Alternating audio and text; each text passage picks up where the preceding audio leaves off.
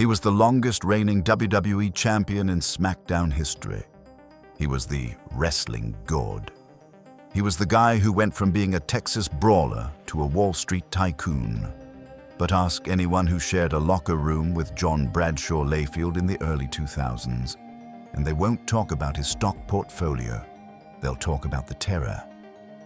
For years, JBL was the prosecutor of the infamous Wrestler's Court. But was he keeping tradition alive, or was he taking things way too far? Today, we're counting down the top 12 craziest, most controversial stories involving the man they called Bradshaw. Welcome to the WrestleVerse. Old school meets the boardroom. To really get why these stories happened, you have to understand the time period. We are talking about the early 2000s. WWE was becoming a massive, publicly traded global corporation. But the locker room was still stuck in the old school days of the 20th century. It was a classic clash. On one side, you had the suits and the HR departments. On the other side, you had the boys will be boys mentality. And right in the middle of it was something called Wrestler's Court. If you've never heard of it, Wrestler's Court wasn't a real court. It was the locker room's way of handling their own business. If you broke the unwritten rules, like showing up late or disrespecting a veteran, you got put on trial by the other wrestlers. It was supposed to be about keeping order and protecting tradition. But as we're about to see, it often turned into something closer to hazing. Number 12. The Dodgeball Disaster, 2004.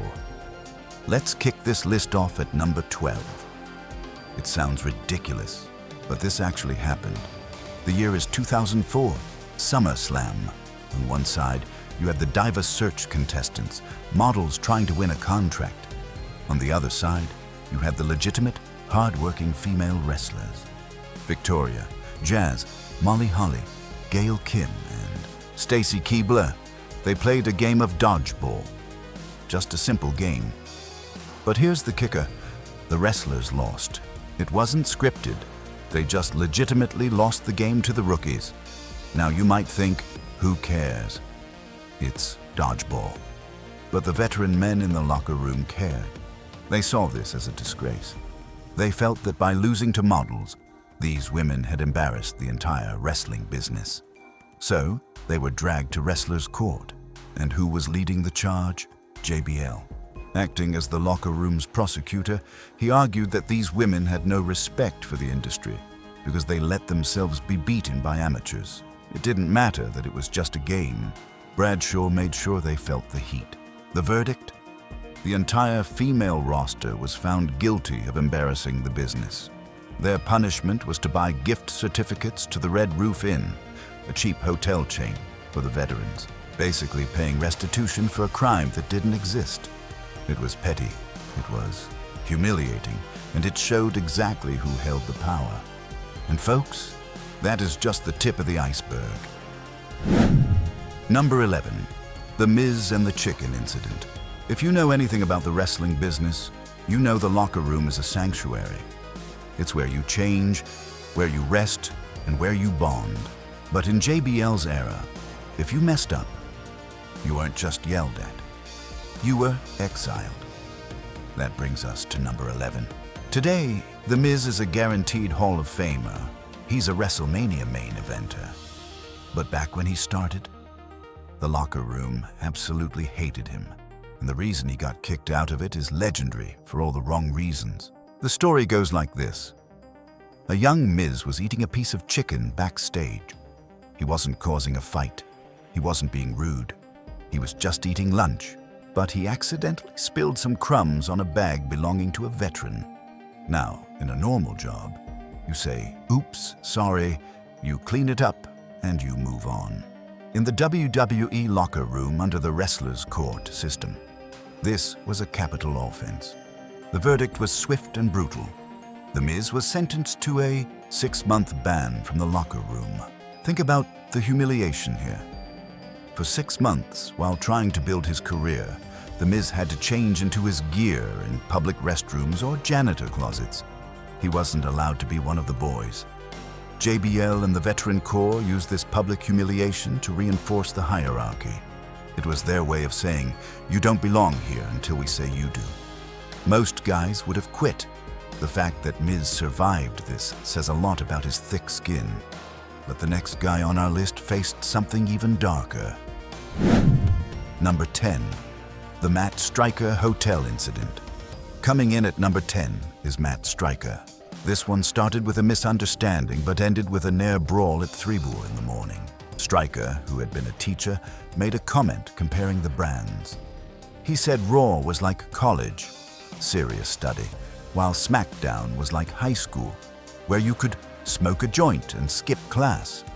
He meant it was relaxed and fun. The veterans, they took it as a huge insult to their professionalism. First, Chris Benoit kicked him out of the locker room. Benoit screamed at him publicly to make an example out of him, even though he privately told Striker it was tough love to help him earn respect. Striker was forced to change in stairwells and hallways. But the real terror happened on a European tour. It's 3 a.m. JBL is in the hotel lobby, and he is intoxicated. He decides to hold a night court. He sends his lackeys, the Basham brothers, to pound on Striker's door. One of the Bashams actually whispered a warning to Striker. Don't come down. He's looking to hurt you. Striker went down anyway. JBL trapped him in a circular argument. He asked, are you a piece of ST? If Striker said no, JBL said, so I'm a liar. If Striker said he wasn't a liar, JBL concluded, then you are a piece of ST. It was a trap designed to humiliate him. Then JBL snapped. He threatened, I'll kick your ass right now. But Striker didn't back down. He stood up, ready to fight the much bigger man, thinking, if I land one lucky punch, I'm the king of the world. And you know what happened? JBL stayed seated. He looked at Striker standing his ground and said, you're not worth it. That moment of standing up for himself, plus having his girlfriend there as a witness, finally ended the bullying, but it showed just how close hazing could get to real violence. Number 9. The Hardy Boyz and the highway coercion. You have to remember, back in this era, the wrestlers were driving 300 miles a night, rental car to rental car. It's a lawless environment, and when you put a bully in a car with young talent, things can get dangerous very quickly. Coming in at number 9, we have a story involving Matt and Jeff Hardy. Now, the Hardys were the young rock stars of the company. JBL was the established Texas veteran. In their 2004 biography, the brothers opened up about a specific road trip that turned into a nightmare. JBL was in the car with them. According to the Hardys, Layfield gave them a direct order. He wanted them to buy beer and then throw the glass bottles at road signs while they were driving down the highway. Think about that request.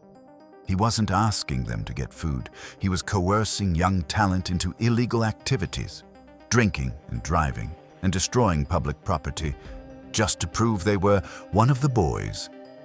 It was a test. If you do this dumb, dangerous thing, you're cool. If you don't, you're in trouble. Matt and Jeff said no. They refused to do it, citing their sobriety and basic safety. They made the responsible choice. And how did the veteran leader respond to that moral courage? He didn't shake their hands. He didn't say, "Good call, kids." When they stopped, JBL took their bags. He took their clothes. He took their credit cards, and he threw all of it into a dumpster. This wasn't a prank. This was the destruction of personal property as a punishment for obeying the law. Imagine being stranded on the road, your money and clothes in the trash, just because you refused to commit a crime. This story proves that the locker room culture at the time actively incentivized criminal behavior over professional conduct. It was a backward system where doing the right thing got you punished. Number 8. Edge in the shower power trip. If number 9 made you angry, number 8 is going to make your skin crawl. We are talking about Adam Copeland, Edge. In his autobiography, he detailed a practice that JBL used on new wrestlers that completely crossed the line of personal boundaries. The locker room shower is supposed to be the one place you have privacy after a match. But according to Edge, JBL would enter the showers while new wrestlers were washing up. He would then proceed to soap them up himself. I want you to really picture that. A veteran leader forcing physical contact on a subordinate in the shower. JBL claimed this was a way of weeding out the weak. It was framed as a test of toughness. But here is the trap. If you let him do it, you are humiliated. If you expressed discomfort or told him to stop, the veteran corps officially labeled you a prima donna. Let's call this what it is. This was physical and sexual harassment, rebranded as hazing to evade corporate scrutiny. By calling the victims prima donnas or soft, the culture successfully shielded the perpetrators. It pathologized the victims' objections. It made them the problem for not wanting to be touched in the shower. It normalized boundary violations as a rite of passage. Edge survived it. He became a legend. But you have to ask yourself, how many talented guys quit the business because they refused to accept that this was just part of the job? Number 7. The Steve Blackman Airport Confrontation. We've spent the last few minutes talking about victims who couldn't fight back. Young rookies, announcers, guys trying to keep their jobs. But here's the thing about bullies. Eventually, they pick the wrong target. Coming in at number 7, we have a story involving the lethal weapon, Steve Blackman. Now, anyone who watched the Attitude Era knows Blackman wasn't a character. He was a legitimate martial artist. He was quiet, he kept to himself, and he was dangerous. The incident took place at an airport. We don't have all the details of why it started, but we know JBL attempted to bully Blackman while they were waiting for a flight. It was likely the usual loud, aggressive posturing. Big mistake. You do not mess with Steve Blackman. JBL was physically repelled by Blackman almost instantly.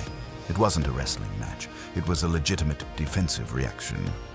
The encounter ended with JBL retreating. JBL himself later admitted what happened. He was quoted as saying, "He hit me 8 times before I realized I was in a fight." 8 times. Before JBL could even process what was happening, Blackman had lit him up. This moment exposed the cowardice inherent in the bully mentality, JBL's lack of situational awareness, and his immediate retreat when faced with a guy who could actually fight, proved something important to the locker room. It proved that the hazing culture wasn't about toughness. It was about targeted exploitation of people perceived as weak. As soon as JBL met a predator who could bite back, the wrestling god backed down. Number 6. The Joey Styles Iraq Punch-Out, 2008. If Steve Blackman beating up JBL was surprising, number 6 is absolutely legendary. This is the story that changed the locker room forever. The year is 2008. The roster is on a tour of Iraq for the Tribute to the Troops show. JBL decided to target Joey Styles. Joey was an announcer, not a wrestler. He was smaller, older, and an easy target. Throughout the tour, JBL targeted Styles with condescending remarks and even intentionally spilled drinks on him. Imagine being in a war zone, trying to entertain the troops, and you have a 300-pound co-worker pouring drinks on you and mocking you. Finally, Joey Styles had enough. Styles retaliated. He threw a physical strike that connected perfectly, leaving JBL with a blackened eye. The entire locker room saw it. The little guy knocked out the big bad bully. The aftermath was incredible. Joey Styles earned the nickname Stocky Balboa from the boys. But for JBL, this was a disaster. This event significantly shifted the competitive landscape of the locker room. The internal perception of JBL transformed from a feared veteran into a joke. The disruption of the hierarchy proved that JBL's toughness was a carefully maintained facade. It crumbled the second it was challenged by a non-wrestler. Reports say JBL had a notably subdued demeanor for years after this incident. The reign of terror was cracking. Number 5. The Blue Meanie and the Shoot, 2005. Number 5 takes us to one of the most hostile electric environments in wrestling history. ECW One Night Stand, 2005. The Hammerstein Ballroom. If you were watching back then, you remember the energy. It was supposed to be a scripted brawl to end the show, WWE Crusaders versus the ECW originals. But for John Bradshaw Layfield, the script went out the window. Amidst the chaos of 20 guys throwing fake punches, JBL sought out the Blue Meanie. He had a personal beef with Meanie over some internet comments, and he decided this was the time to handle it. This wasn't working. This was a legitimate shoot attack. And here is the gruesome detail that makes this act so cowardly. The Blue Meanie had competed earlier that week and already had fresh stitches in his head. JBL didn't avoid the injury. He targeted it. He grabbed Meanie and punched him repeatedly, intentionally aiming for the wound. He clawed at the stitches until the wound reopened, causing Meanie to gush blood all over the ring canvas. The breach of trust here is staggering. The failure in ringside supervision was so profound that backstage agent John Laurinaitis actually yelled at Meanie for blading, cutting himself, because he couldn't believe a WWE veteran would legitimately assault someone on live TV. JBL utilized a global broadcast to settle a petty grievance, transforming a professional performance into a physical liability. But folks, this is the wrestling business, and in the wrestling business, there is a law of physics. For every action, there is a reaction. We call it a receipt. Just a few days later, on SmackDown, JBL found himself in a no disqualification match against the Blue Meanie and his partners. The WWE realized they had a lawsuit on their hands, so they put them in a match to work it out. But the locker room knew what time it was. During the match, Meanie's partner, Stevie Richards, stepped up to deliver the message. He wound up with a steel chair, and I mean he really wound up, and he cracked JBL over the head with one of the stiffest, most violent chair shots in WWE history.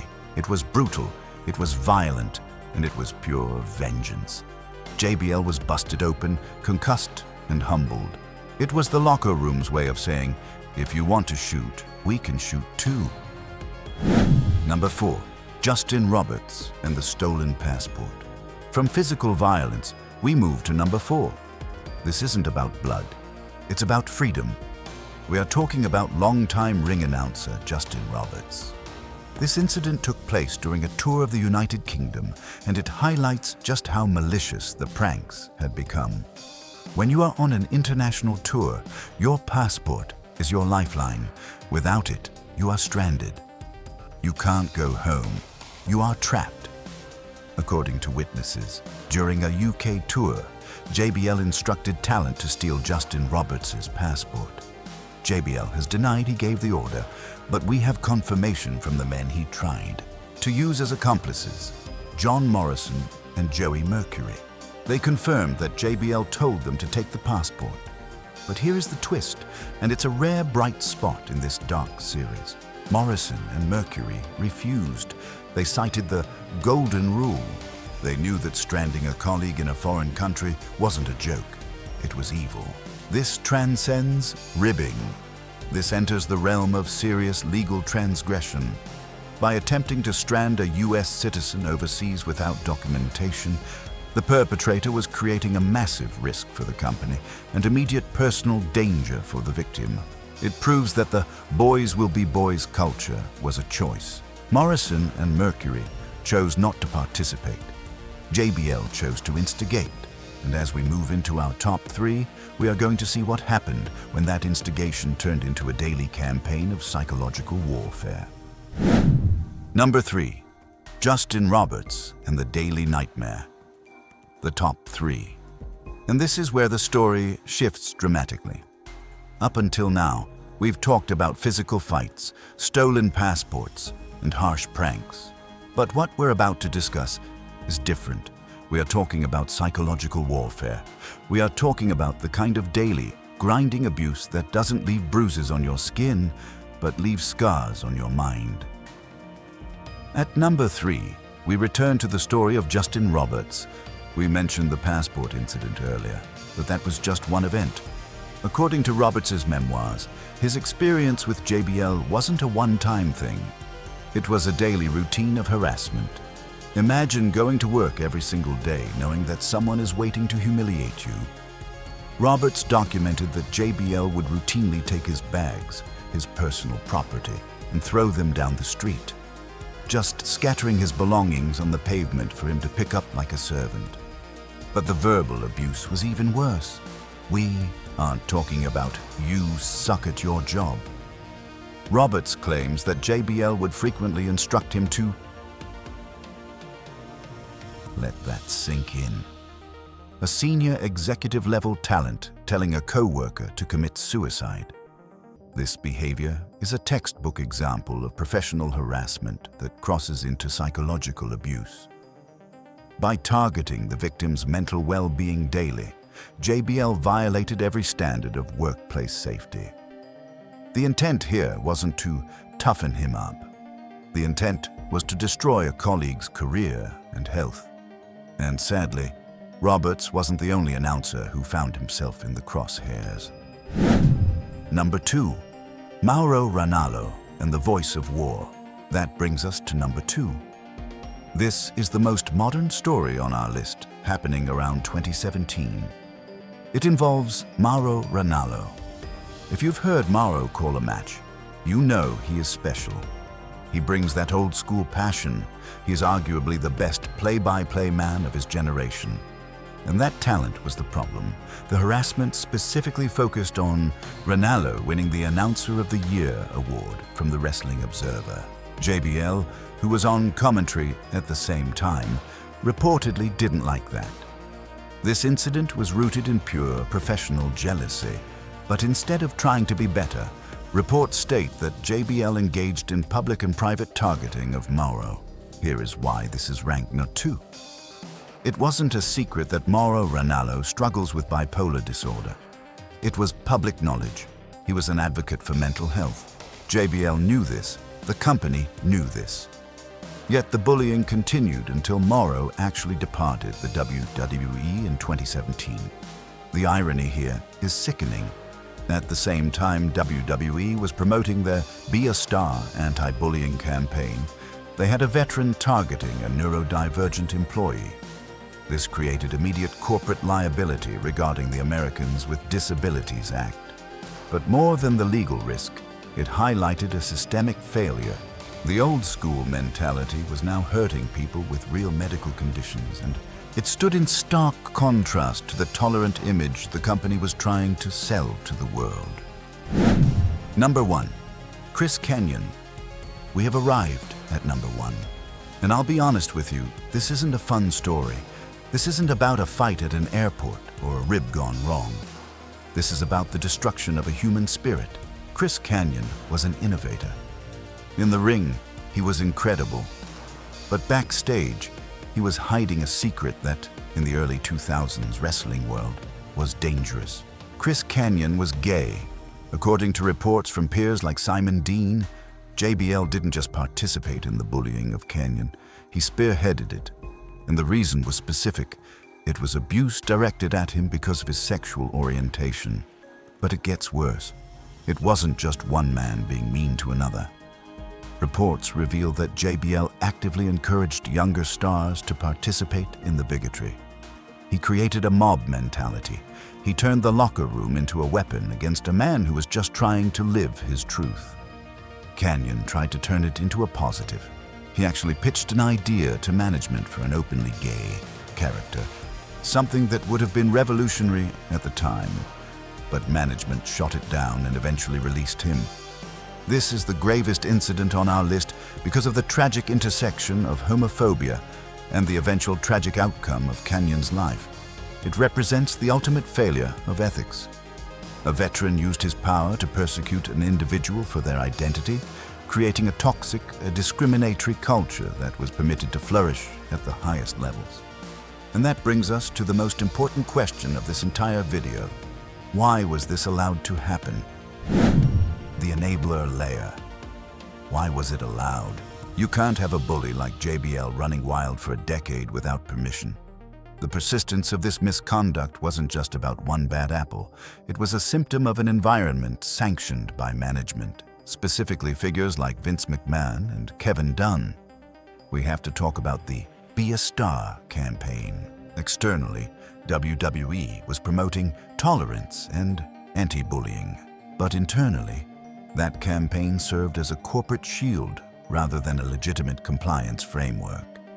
It was whitewashing. The reality is that management ignored internal complaints from at least 15 different individuals regarding JBL's conduct. 15 people. In any other company, 2 complaints get you an investigation. 15 should get you fired. But here, nothing happened. Why? Insider reports from Dave Meltzer shed light on this. He indicated that Vince McMahon operated on a corporate liability threshold. This is a fascinating, dark look into the business mind. Management reportedly viewed JBL's behavior as ribbing, just boys having fun. They would not take action until a situation became a mainstream story that threatened shareholder interests. As long as it stayed in the locker room, it was fine. It was only when the outside world found out, when it threatened the stock price, that they cared.